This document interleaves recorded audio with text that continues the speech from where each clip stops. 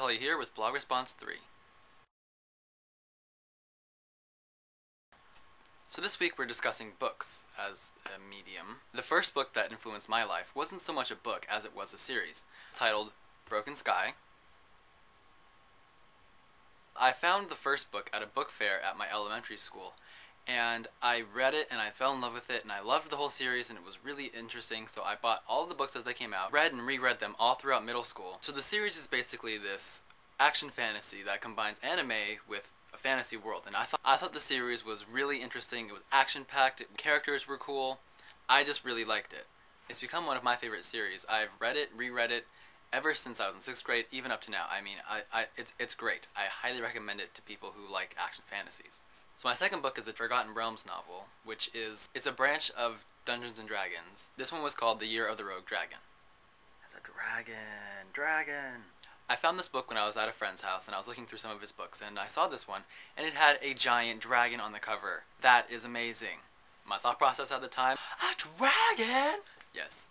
I was much younger at the time. I'm sorry. You'll have to forgive me. So after I read it, I liked it so much that I kind of forgot to give the book back. You know what I'm saying? The reason this book was so important to me was because it introduced me to the Dungeons & Dragons universe, version 3.5 forever. And I met awesome people, I learned how to play the game, and I've been playing with this one particular group for the last 3 years. It's a great hobby that I really like. Nerd alert. So the last book that I want to discuss is probably the most influential to me in regards to the books. I got this book for my 4th birthday from my grandparents, and at the time I didn't know how to read, so I thought it was a terrible present. It was probably the biggest step in me developing my love for reading. The book is called The Lost Dinosaur.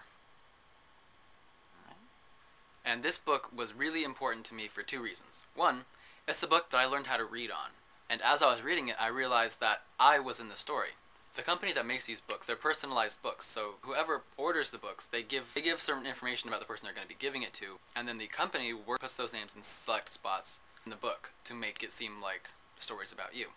For me, I had to rescue a dinosaur who was brought back to the wrong time period through a time machine, and I thought it was just amazing that I was in a book. I was in the book. I was the main character of the book, along with Brenu, the Brachiosaurus.